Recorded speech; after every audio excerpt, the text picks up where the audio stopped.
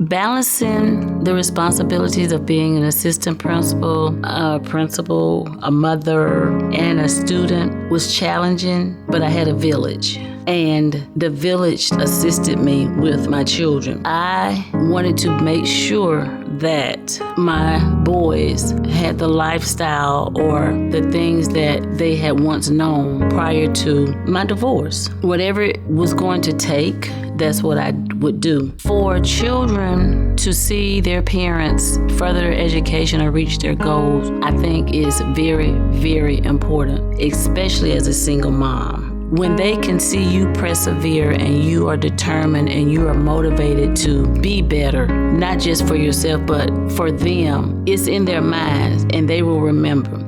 I just want them to be able to be the best that they can be and give them the tools necessary to do that. My boys, they all knew the value and the importance of working, education, setting goals, and they're walking in that at this point. I'm so grateful and thankful to God. I'm a vessel that He used, but without Him, they wouldn't be, and I definitely would not be. It was God. He showed up once more on my behalf, and I'm so grateful.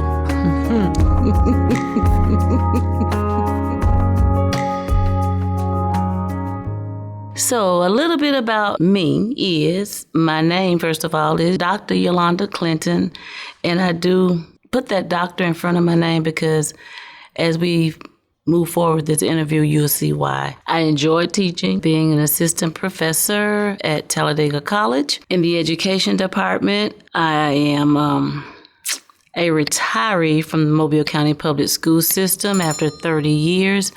I retired in 2018, and I was retired for a year and then had the opportunity to go to Talladega. I am the mother of 3 young, fabulous men, and I will say that I have a very unique situation as far as my sons. I have a 36-year-old Lemuel Jr. He is my stepson. I have a soon-to-be 26-year-old Landon, who is my biological son. And then I have Justin, who is 24 years old, and Justin is adopted. As you can see, we are very unique in the makeup of our family, but I love them all the same. My oldest brother is actually a pastor of a church here in Mobile. My middle brother lives in Biola Battery. Growing up in Biola Battery was different, I'll say that. But I didn't know it was different until I got older and started communicating with people who lived in Mobile or Theodore or Tillman's Corner, not too far from Biola Battery. Biola Battery is a very close-knit community, and everybody knew everybody. My dad was a blue-collar worker. He graduated from high school and immediately went to work for Contel Telephone Company. He worked there for over 50 years, and then he retired. My mother, who actually, get this, did not graduate from high school because she was in love with my dad at 16, and she quit school. However, she did go back and get her GED and actually became an entrepreneur. She was the first African-American lady in Biola Battery to own her own clothing store. And then she just basically became a stay-at-home mom. For me, growing up there, it was good sometimes and sometimes bad. Bad because if I decided or thought about doing something that my parents did not approve of, they knew about it because everybody knew everybody. And that's Robert's daughter. Oh, yeah, you're Robert West's daughter, or you're Dolores West's daughter. So, but it was good. Our school, Alba, elementary, middle, high school, it was one school. And that was good because we all grew up together. I played sports. I played basketball, softball, volleyball.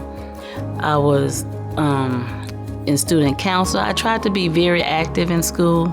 I was very active in school, not tried to be, I was. But that gave me an opportunity to get out of the house a lot because my parents were very, very strict. So I was involved in everything that I could be so that I could go places.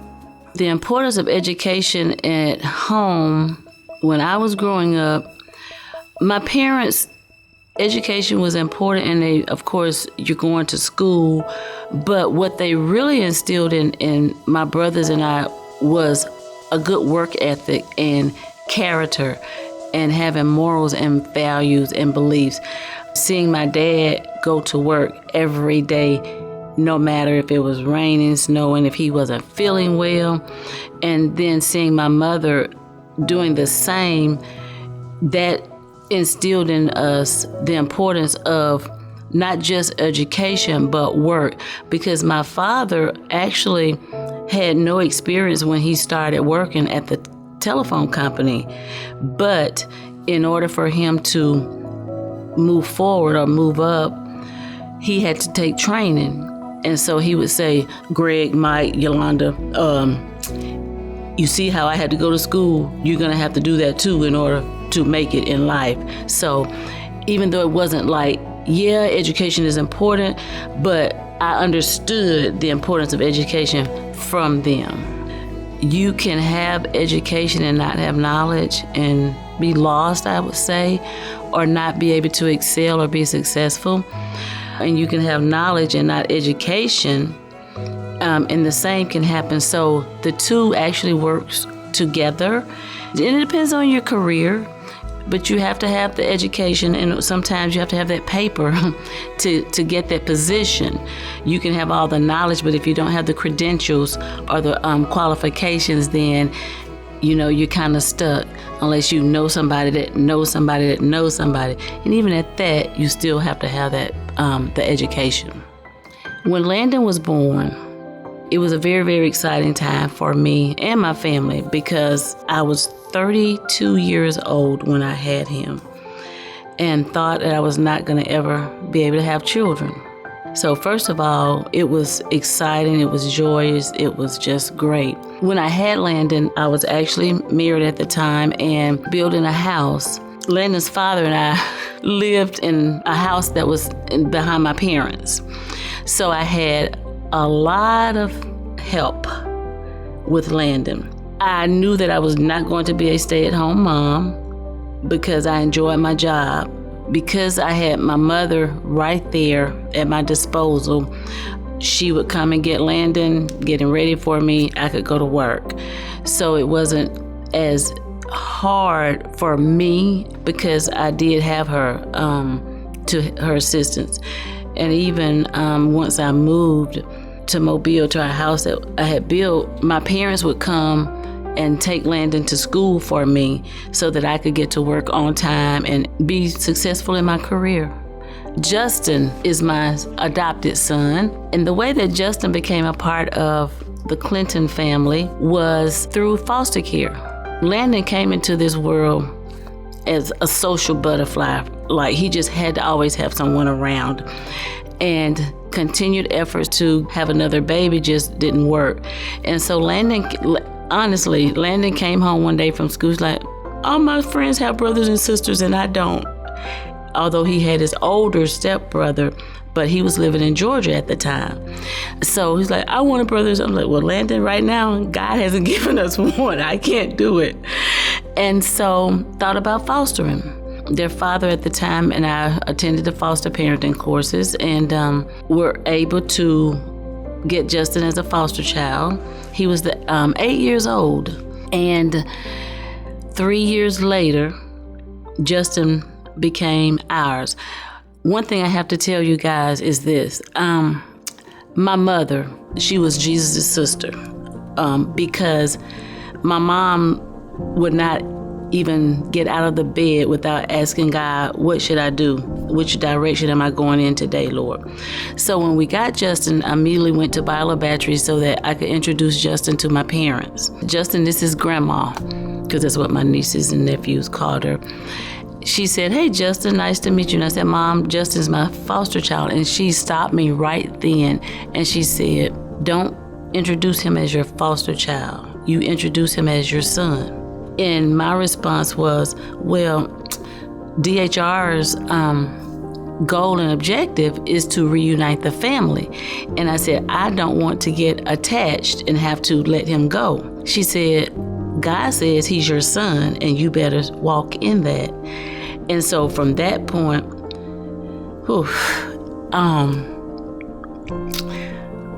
2 weeks later, my mother passed. And 3 years later, Justin became our son. So I just had to interject that part because my mother, she knew. Back in the middle of 2007, I was staying back home and I was told about they was looking to adopt another child, which me and Landon 12 years apart and Justin is 14 years younger than me, which I didn't have a problem with it. So when I met him that summer, I was like, okay, he cool, he'll be all right. When he first started speaking, like, he'll be all right. Ever since then, he been like one of us. He acts like one of me or Landon every now and then, but he's his own person, and he still try to do what he likes to do, but also thinks about everybody else and love everybody else. When my brother Justin entered my life, it was a great time. We were really looking forward to it after going through the whole adoption process. And the day he showed up was honestly one of the best days of my life. Just being able to have a little brother and have a brother at all that was there for me. I obviously do have an older brother, but he was way older and he was out of the house. So having somebody that I could hang out with, talk to, play with as a kid, and then, we helped each other out as we grew up. It was a great time. For those parents who are considering adopting or fostering, if you're fostering for the money, please don't do it. If you don't care about children, please don't do it, because the foster care system, you have children who go from one house to the other, from one place to and they have very bad experiences. It is important that you have the child's best interest at heart. It wasn't a difficult process for me to adopt Justin. It just took time. It's very important, especially with our Black males and children who are of age. Everyone wants to adopt a baby, but no one really wants to adopt a 6 or 7 or 8-year-old child, especially a male, because honestly, they're already kind of molded and it's kind of hard to unmold. If you're the parents, then you want them to take on you and what about your values and your beliefs and your habits and your things. So if you get them at the age of 8, you may be able to, but it's difficult. So just make sure that it is what you want to do. The process wasn't that bad. It's a little time consuming, but it's not difficult. Just follow the steps and there you go. Justin is now 24. So that was about 16 years ago. I don't think it's changed that much. I know when we were going through the process, there was a great need for foster parents and for children being adopted. And I'm sure it's increasing now. I would venture to say that there is a very, very, very great need for good foster parents and adopting parents. Being in the school system and raising Black young men. When I started teaching, which was in 1988, racism was here. It has never left, but it wasn't as prevalent, or I didn't see it.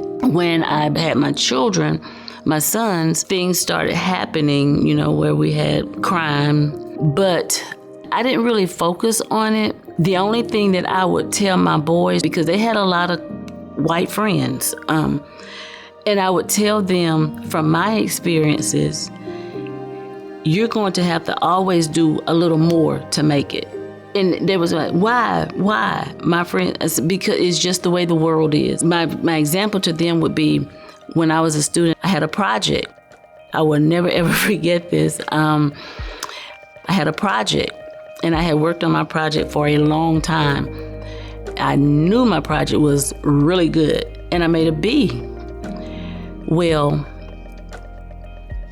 a friend of mine who is Caucasian, I knew her project was not as good as mine, but she made an A. And so I would give them that example, and they will tell you to this day, my mom told us about this incident that she had at college as a student. So I tried to instill in them, that's the way of the world, but you can be as good as or as bad as you decide. It just depends on you, but you're gonna always have to do better. That's just it. And I would tell them also, you weren't born with a silver spoon in your mouth. Your last name is Clinton. We're just normal folk from Bottle Battery, Alabama. So sometimes you won't even get the hookups or the connections, as they say nowadays. But if you do your best and we continue to trust God, He's gonna make a way for him. So that's how it was with racism. And I think growing up in Bottle Battery and with my parents, that kind of, I don't know if I was oblivious to it, honestly. I knew it existed, but I just didn't dwell on it. My stepson, he lived with us for a few years. He went to school with me to Alba. I was a counselor at Alba at the time. He was in the band, so I would make my boys keep a calendar, a daily planner, so that they would know what they had to do, because I'm kind of pretty organized, and I have to have a calendar. So if you have a project due, okay, we need this on this calendar so we can start working on it ahead of time. Before they could even go outside and play after school, before they could do anything, it was homework first, schoolwork first, before sports.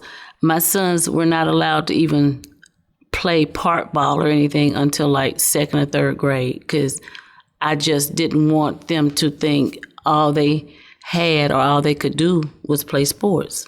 I had just moved down here from Atlanta with my mom, and I had moved in with them summer of '96. The main advice I got was do your best. You're in middle school, everything starts to count. Do your best, make sure you pay attention. Don't get in trouble, which I was getting in trouble every now and then, but always just pay attention. Don't give them a reason to have to take away anything. So I always try to do my best, try to make A's and B's and keep it going all the way through high school. Even now with my own daughter, just tell her, hey, you gotta do your best. Your best is always gonna be what I require, and that's all I want. My mom definitely gave us a lot of good advice about how to prioritize and get the best out of school. And during that time, she told us, make sure you go and that you're learning and that you're not just memorizing things, but you're actually learning the information that's being given to you. Go to school, make connections. If you're in sports, do your sports to the best of your ability, and just really take in all that you can take in at that time, because, once that moment's gone, it's gone, and you can't get that time back.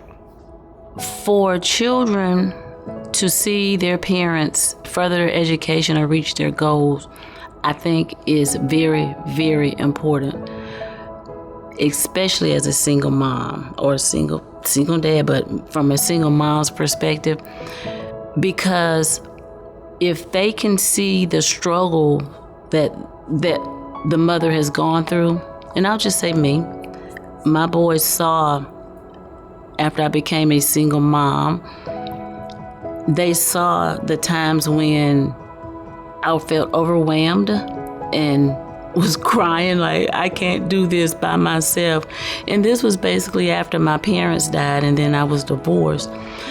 But when they can see you persevere and you are determined and you are motivated to be better, not just for yourself, but for them, even if they don't follow it right then, it's in their minds and they will remember.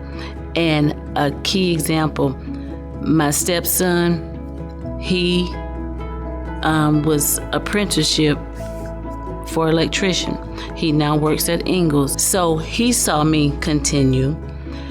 And it doesn't necessarily have to be a 4-year college degree because we're so stuck on college, but it could be vocation. It can be, certification, as long as you set a goal and you do what it takes to reach that goal.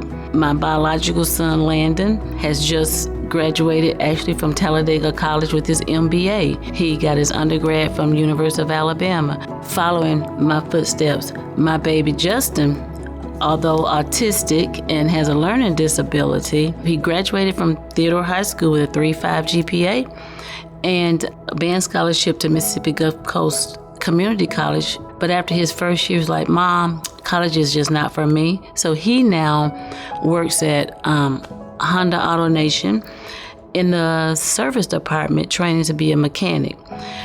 They all knew the value and the importance of working, education, setting goals, and they're walking in that at this point.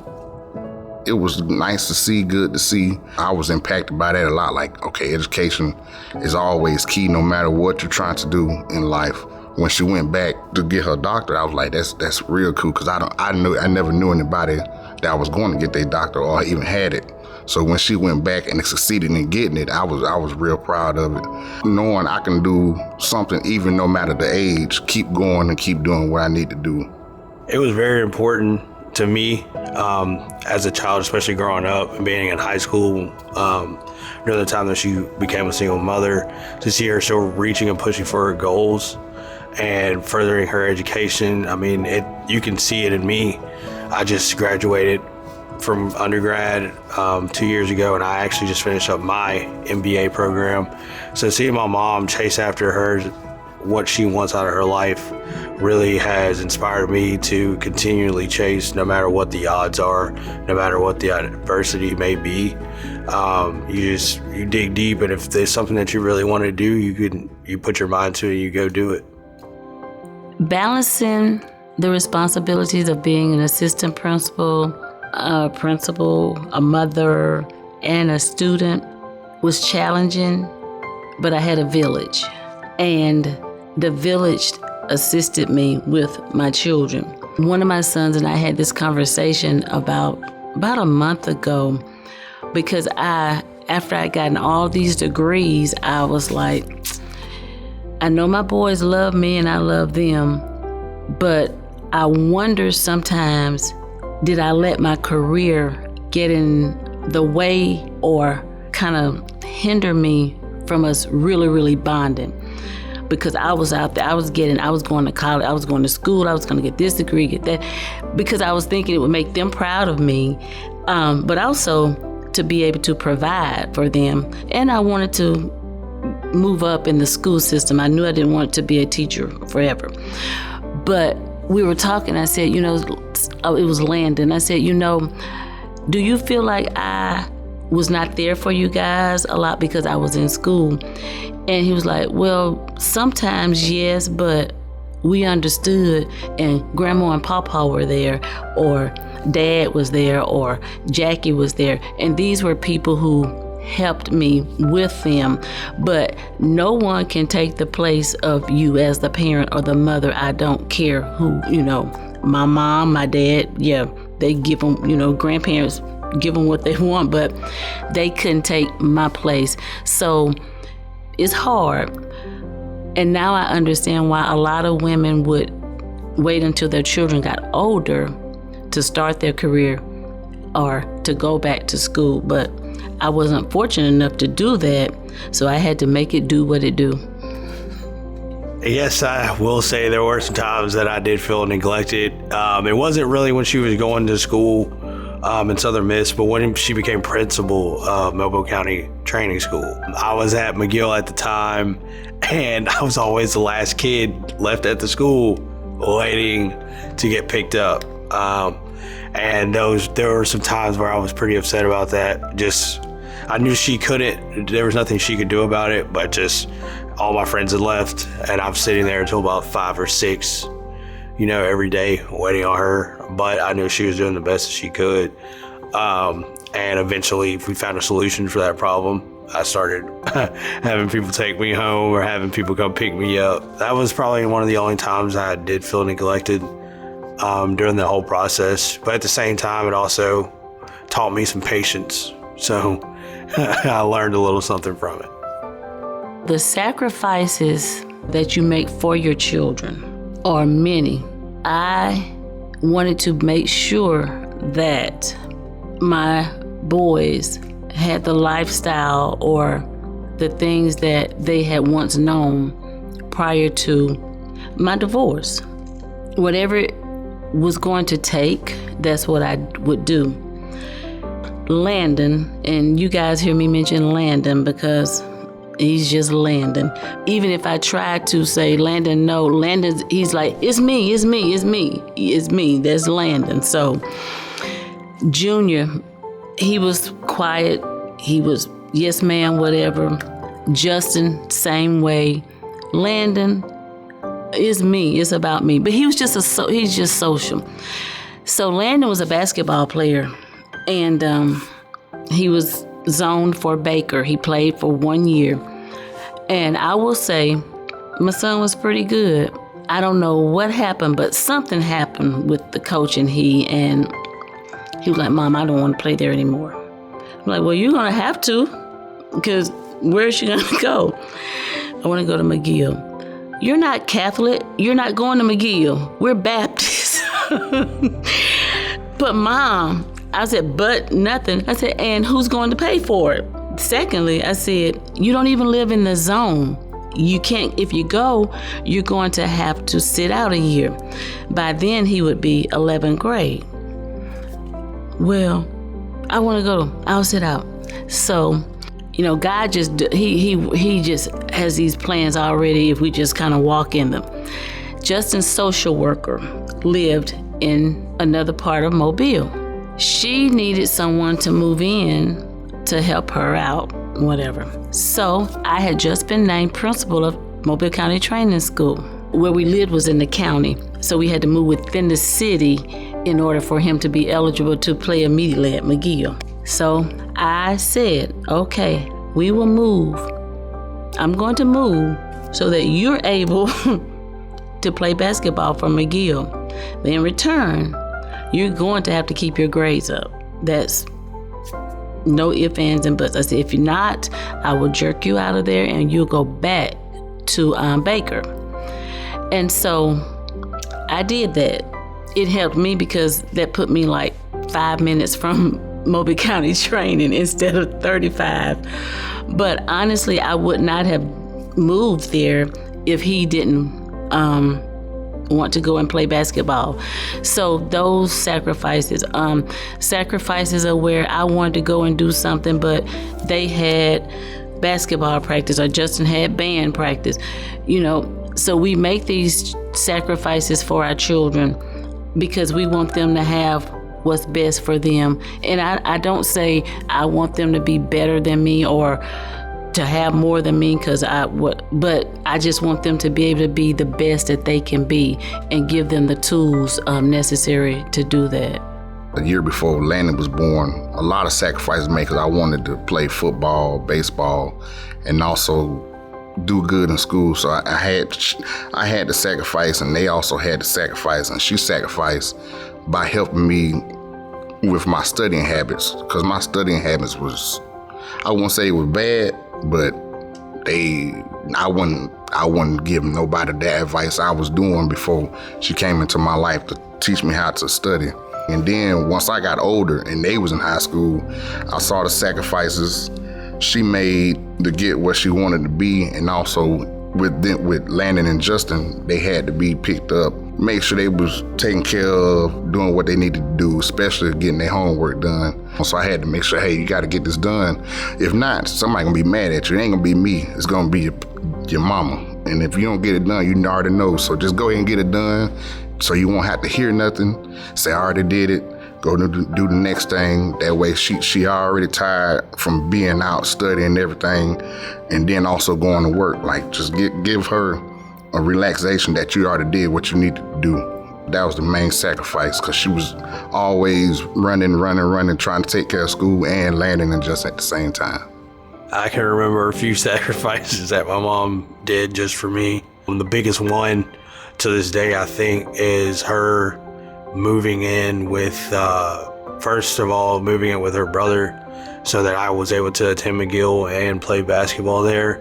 And then moving from living with her brothers and moving in with Justin's social worker, actually, for the time, from the remainder of my time at McGill. That was a huge sacrifice, and I appreciate her every day for it, because it really shaped my life, my basketball career, my school career, and it really, it helped me a lot. And I can't say thank you enough for what she did. Managing the death of my mother and my father was probably two of the most difficult things I ever had to do in my life. My mother, as I said, once Justin came, my mom passed within 2 weeks. My father had been ill for about 5 years before my mother passed. And she just died unexpectedly. Just no warning, no nothing. So at that point, I had just started working on my PhD, and I had to stop for a minute because my dad, me being the girl, depended on me. So for the next, I only stopped for a few months. I got myself together, got him situated, and then I continued my PhD. Well, 3 years later, here I am still working on my PhD. Yes, I am. My dad was placed on hospice. And I didn't realize the day that they placed him on hospice, the next day I was supposed to sit for my comps for my PhD. One of my friends, who she and I were going traveling back and forth together, we were working together on our PhD, she called me, she's like, have you been studying? I was like, for what? Comps are tomorrow. I was like, no, I didn't even know about them. I said, I've been so involved with my dad, I didn't realize it. So she's like, well, all you need is your first 3 chapters of your dissertation, and you go in there and you do it. She said, but go ahead and do it, because if you don't pass it this time, you have another opportunity. So that day I went to the hospital, and my dad was coherent at that time, and I said, Daddy, I have to go and take a test tomorrow to finish in order to keep working on my PhD. And I said, I don't want to leave you. And he looked at me, he said, you go and you pass that test.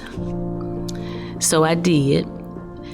And he passed before I got my scores back. But when I got my scores, I had passed my test. My dad, his death, I thought I was prepared, because they given him, 2-3 weeks, a month, whatever, to live. Well, once they put him back in the rehabilitation center, he was not coherent. He just slept most of the day. I stayed with my dad. I did not leave him. And thank God it was during the summer. Even though I was a summer employee, I was able to be there. The day that he took his last breath, I was there. And you would have thought that I didn't know he was going to pass. Because the same feeling I had the day that my mother passed, the same exact feelings I had when my dad took his last breath. So it was very hard. Both my parents passed in the month of July. So for a whole year or so, 2 years, July. I went through a time of depression. And yes, I'm saved and I was a believer and I trust God, but I'm also human. And I would not even get out of my bed in July. And my boys would be there and they would try to get me out. I'm sorry. The bed. And so finally, Mother's Day rolled around. And I said, you know what? It's not fair to them for me to be so selfish.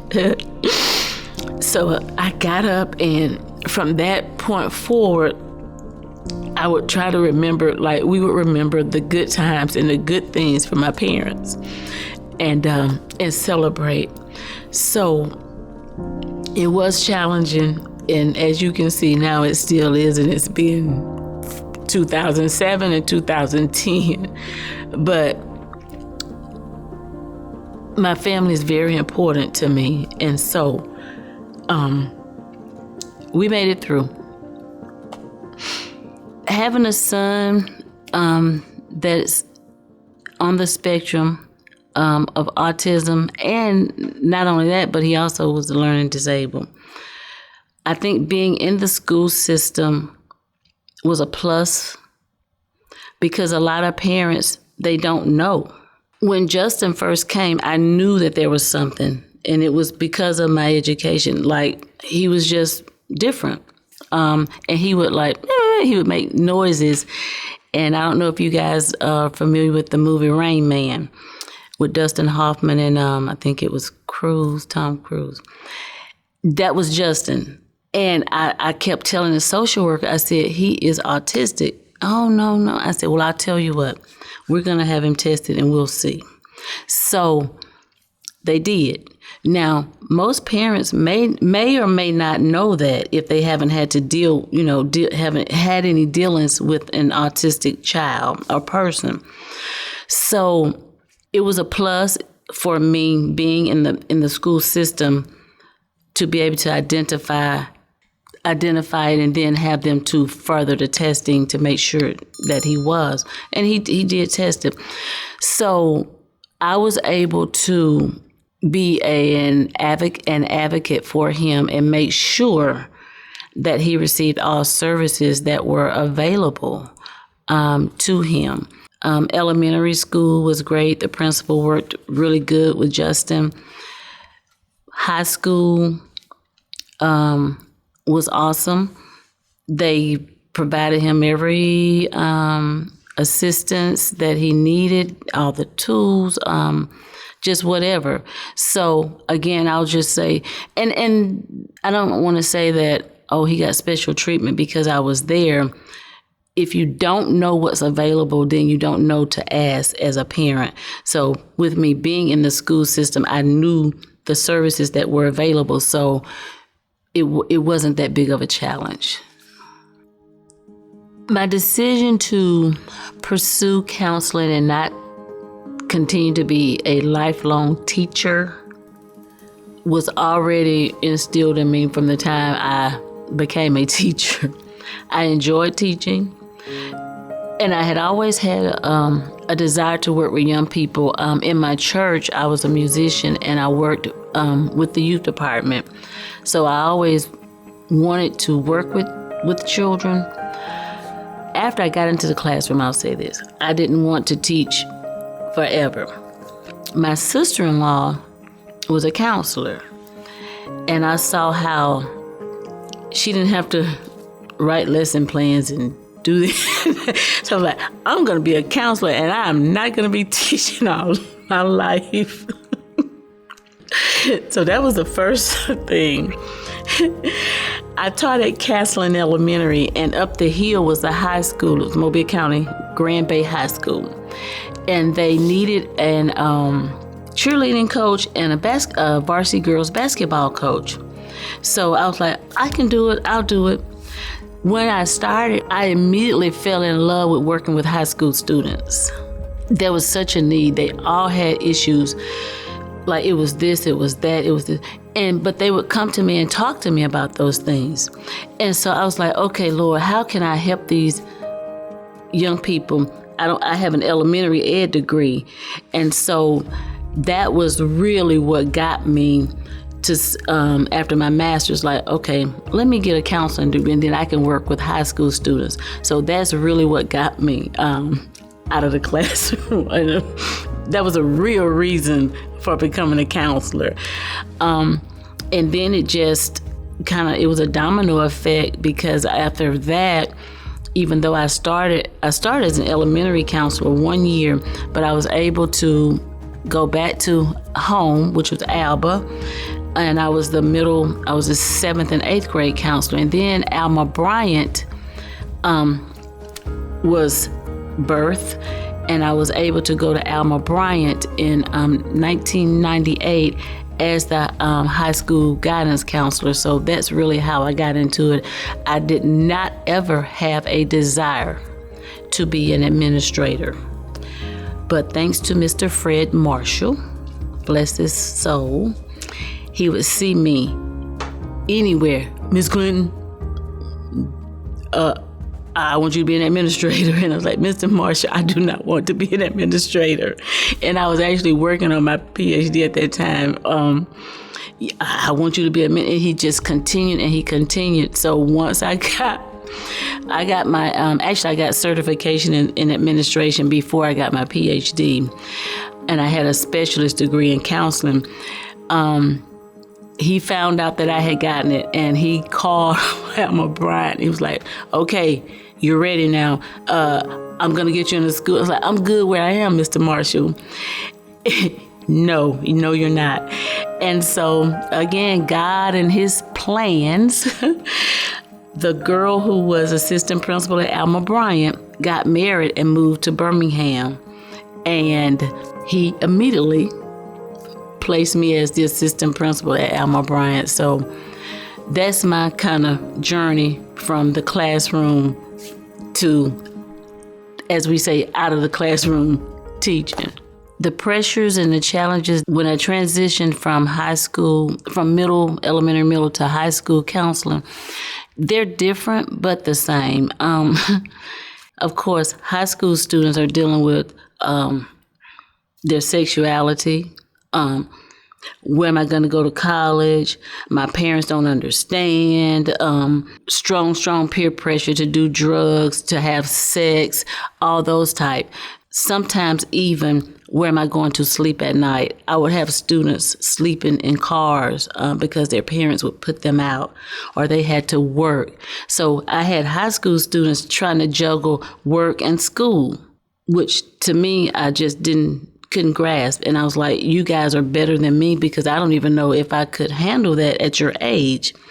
My babies, of course, a lot were from single parent homes. They dealt with things like, I don't have a daddy. They dealt with abuse, and even my high school students. But I had middle and elementary students who had dealt with sexual abuse, physical abuse. Then they dealt with just not being able to do the work. They had academic issues. They had attendance issues, because babies can't get them, and they were always my babies. They couldn't get themselves to school. They had to have someone to help them get there. Mom would sometimes be strung out somewhere, no food to eat.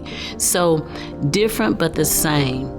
And I think it's still that, I'm pretty sure today, because we have children having children who don't have any parenting skills, because you can still be a single parent and be a great single parent.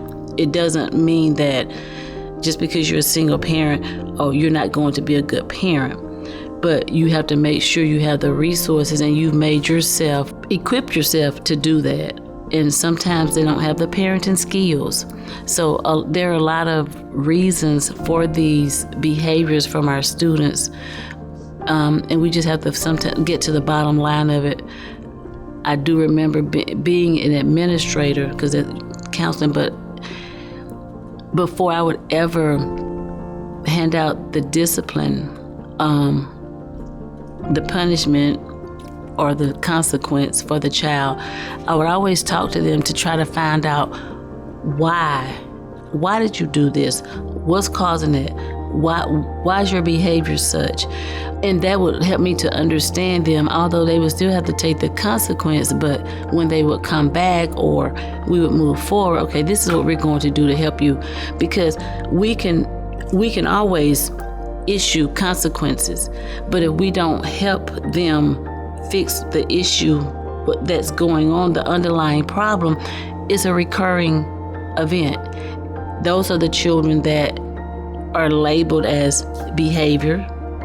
They're never going to be anything, because no one takes the time to find out why they are behaving that way, because there's a reason. I've only experienced elementary and middle, not high school, but in middle school, I think it's more problems that they're dealing with than elementary school, from my experience, because now they're having to deal with this thing called vape.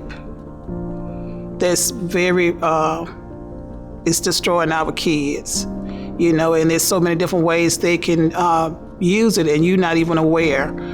They can place a head on their desk with a long sleeve shirt, and that's what they're doing. You just have to be very particular and look at what they're doing, because we're there to help them, not to tear them down.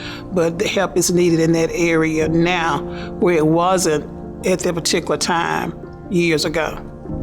I would tell the parents to be involved in their students' lives. When it's time to come to the school for a PTO meeting, come. If you're not pleased with their report card, schedule a conference. Try to be involved in the students' lives. Make sure you help them with homework. If they say don't have any homework, be sure you sit down with them and do something academically with them to help them and let them know that you care and you're concerned about their education. But if you never show up for them at school, then they feel like you don't care. When your children will not talk to you, they'll talk to somebody. And the thing about being a counselor in a school, when children talk to the counselor, unless they share with the counselor that they are going to harm themselves, it's confidential. But hopefully and prayerfully, parents know their children and they know when something's not right or they're dealing, and they can get them some assistance maybe through the school, reach out and community resources. And a lot of times the teacher will see something and will share it with the parent and then offer them resources or say, well, our school counselor can assist. You just have to try to find that person, or maybe the village. I always refer back to the village. It used to be the church that you could go to, but now sometimes it's not the church. But you as a parent, you really have to get to know your child, I would say, and then from that point, seek resources or seek assistance. When you're dealing with, say, to deal with your child that, yeah, I know what you've done, but we're going to get through this. Now, there's a balance, but you're still not going to give up your authority as a parent. Your child has to understand that this is this, our boundaries are the same, but I do love you and I do understand. My sons will tell you, yeah, my mom will grab us up in our chest, but we know she has our back no matter what. That has to have been instilled, though, coming up. You can't just one day wake up and say, I got your back, and yeah, what you did was wrong, but we're going to get through it, if you haven't kind of instilled that in your child. Dealing with central office and being named principal of Mobile County Training School, where it was reconstituted, was a challenge for me. I was very honored to be named principal of Mobile County Training. And then I was told, well, we're going to reconstitute and you will be able to hire your entire staff. I was like, yes, no. Trying to staff a school as a first-year principal is hard. Even though I've been an assistant for 8-9 years, I guess, and then Mobile County Training. I didn't know a whole lot about Mobile County Training because the majority of my time experience had been down in South Mobile County. But I didn't have teachers and people knocking on my door saying, hey, I want to come to county, because it had been given a bad name. Discipline issue, just a bad name. So I prayed and I said, Lord, how am I going to staff this school? You have to tell me. The resumes that I was receiving were people who were just out of college, graduating, or had not ever taught before. So I'm like, what am I going to ask them? What's your experience? How have you done it? So he said, find out if they have a heart for children. If they have the heart, you can teach them instructional strategies and pedagogy. And that's how I staffed my school. Central office offered a lot of support. And then there were times when I felt like I was on an island by myself.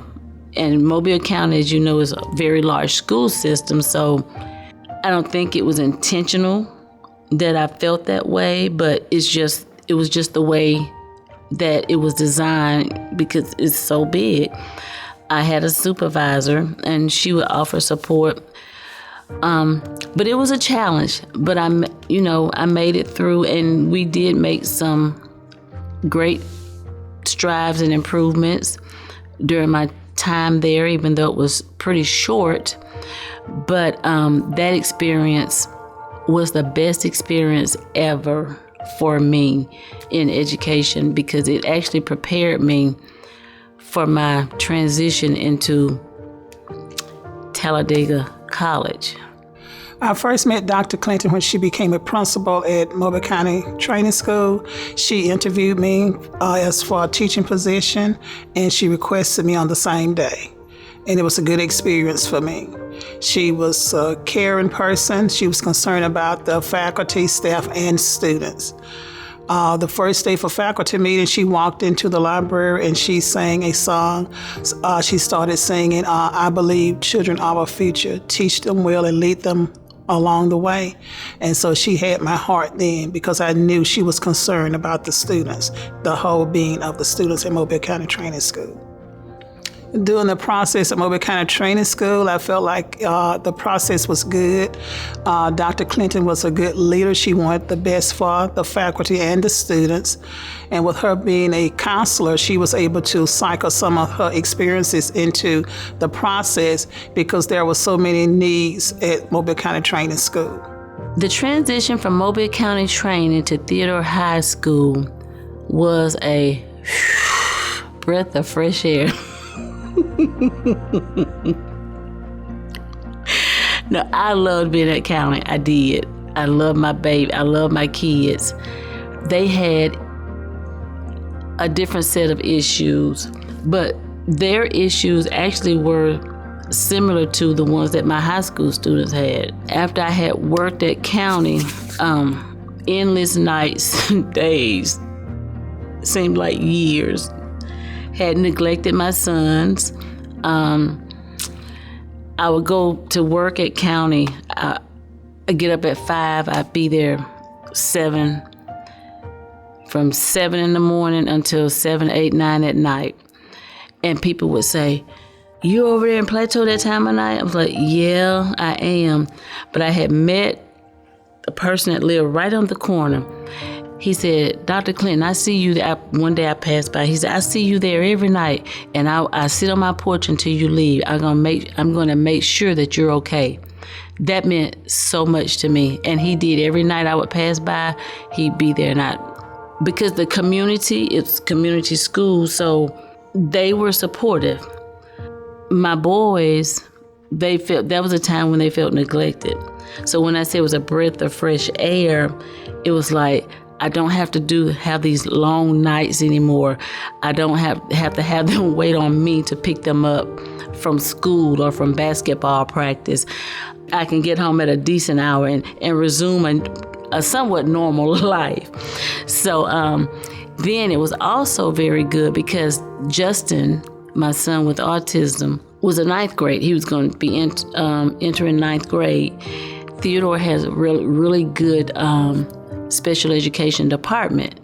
So God and his great wisdom and knowledge, Jesus, thank you. He placed me right at Theodore where Justin could go with me and get everything that he needed. And the 4 years that I was there, he got everything that he needed. And then that's when I was able to retire the year he graduated. So it was great. Ooh, to sum up my 30 years in Mobile County Public School System, it was great. I have a great retirement. I met a lot of great educators, and we are still in contact. I learned so much. I was able to travel to different conferences to see how things were in other parts of the United States. I loved what I did. I loved being an educator, and I still love being an educator. I love learning. I love teaching others. Each phase of my 30 years, teacher, counselor, administrator, were great. And then being able to kind of stay in the community in which I grew up in made it even greater because I started seeing children of my classmates. Everybody knew me, which was kind of, I think, an advantage for me because they trusted me with their children. And if I told them that their child did this or they need to do this for their child, they did it because they trusted and believed in me. It kept me young, and I was that cool administrator and counselor. But no, I could I could just relate to my students. And when I see them now and they see me, it's like, Dr. Clinton, I loved you because you understood and you took time. That was my purpose, the purpose that God put me on this earth for. So it was great. So the way that I became a professor at Talladega College, I didn't even know where Talladega was. Only thing I knew about Talladega, I had heard about the races, the Talladega 500. Didn't know where it was. Well, after being retired, I never wanted to go back to work again. I said, Lord, my retirement check is enough to pay mortgage and utilities. I don't need anything else. But a cousin of mine said, you have a PhD. Why are you not doing anything? I said, because I don't want to. Well, you should at least teach at the college. I said, well, I will online, but I don't want to do that. I'm doing what I want to do. And I volunteer at my brother's church. I'm good. Well, she had a friend that taught at Talladega. She wanted me to teach a psychology course online and she thought I was qualified because I had a counseling degree. Well, that didn't work out. That was December of 18. I had been praying like, Lord, I really want to leave Mobile. I'm just tired. I need a fresh start. My parents had died, divorced, retired. I need a fresh start. I had traveled to California. I have 2 aunts there. I was going to move to California. Well, had even been offered a job. I just had to come back home and complete the application. Every time I opened my laptop, I just could not complete that application. It was too cumbersome. It was so long. I was like, I can't do this. So, May of 2019, I get a phone call. May I speak to you, Dr. Clinton? I said, this is she. My name is Rebecca Robinson, and I am a professor and the chair of the education department at Talladega College. I said, yes. She said, someone walked an application over for you. We have a position, elementary ed specialist / assistant professor. And they said, we have to hire you. I said, really? She said, yes. She said, did you complete an application? I said, no, ma'am, I did not. I did not. She said, do you know where Talladega is? I said, I don't. And I said, the only thing I can think of is I applied back in December to teach online, but that was a totally different department and position. She said, well, this application says elementary ed specialist / I said, I did not complete that application. She said, well, are you interested? I said, yes, ma'am, I am. And I just started running around my house like, thank you, God. Thank you, Lord. You are so good. And that's how I got to Talladega College. It was God. He showed up once more on my behalf. And I'm so grateful. As a woman of God first, a mother, a professor, just a person in this world, the advice I can give parents is to stay prayed up. And then just reach out to anywhere that you can find resources. One thing I told my boys is, I think it's Snapchat. They think, oh, it disappears.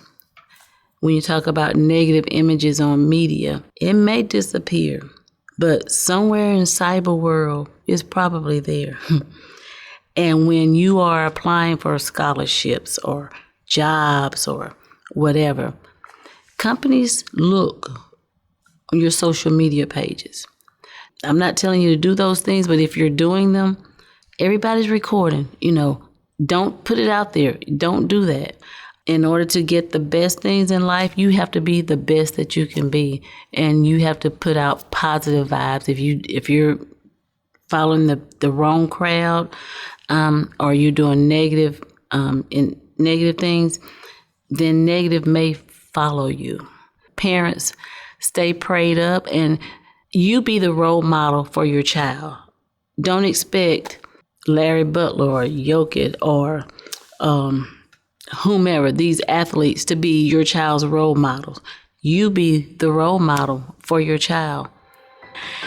My boys are absolutely wonderful today. As I said, my oldest, his daughter and his girlfriend, they live in Mobile. He's working. They have their own place. They're awesome parents. They are awesome parents. Autumn has the best parents ever. They're awesome. She's at Merck's Magnet, on a roll, just awesome. They're good. Education starts at home with the father. Then it helps the mother also. But the direction I would give is like, man, just sit down, read to them. No matter what it is, read, play, paint, tea time, watch the craziest shows on YouTube. It don't matter. Skate with them. Your children, especially as a black man, they're going to look up to you. You're going to be their hero. They may not never tell you, but you'll be their hero because they going to know you right there with them no matter what. Love your daughter no matter what. Tell her you...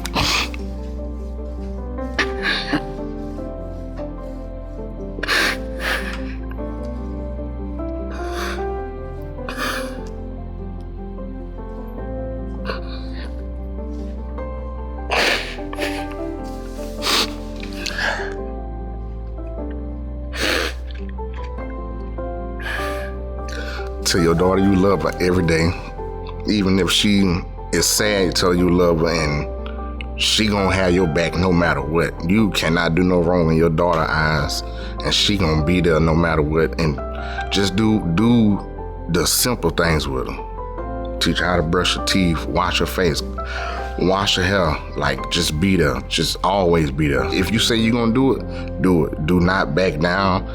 Do the explanations you need to do for us, letting them understand that, hey, I got to do this, we're going to do this later, or we're going to do this now so we can do this later. Like, just be there for your daughter. Because one thing about having a daughter as a black man, a lot of folks don't see it your way at all. When you have a daughter, you see everything a little different. than other people who have sons. Like when you have a daughter, as a black man, it's very important for you to be there no matter what, day, night, rain, sleet, snow. My Landon is actually getting ready to move to New York City. Pray for him to work in this investment recruitment firm or something of the sort. So I'm very proud of him. So I have my undergraduate degree in human environmental sciences with a concentration in consumer affairs, and my master's degree is in finance. Honestly, don't get me wrong, I love some 2 Chainz, I love some Rick Ross, I love some Lil Baby. You know, I listen to all of that, but at the same time, I have a goal, and I have goals that I've set for myself that I know that I have to reach, and part of that comes from my mom pushing me and showing me and she has expectations for me, and I have expectations for myself. So no matter what, you block out the noise and you surpass those expectations. The advice that I would give to any other, black man in my shoes, you have to figure out really what you want out of your life. And once you figure out what you want out of your life, then you can create a plan on how to get the most out of your life and what you need to do to get there. And that's really what it boils down to. You can say and come up with all kind of excuses, but at the end of the day, if you don't figure out what it is that you want out of your life and what you want to do, then you're not gonna really go anywhere. So my advice is try to figure out the best you can, seek a mentor, seek some help from anybody who is somebody that you look up to in a positive manner, and hop on that horse and figure it out. And Justin lives on his own. He has his own apartment. Justin works, takes care of himself, never has to ask me for 1 penny. They're doing good. I'm so grateful and thankful to God. I'm a vessel that he used, but without him, they wouldn't be, and I definitely would not be. There is a book inside of me that has to be birthed. And so I am going to start my book soon. Actually, there are a couple of books. And then whatever God, the other direction that God has for me to go in, that's my future.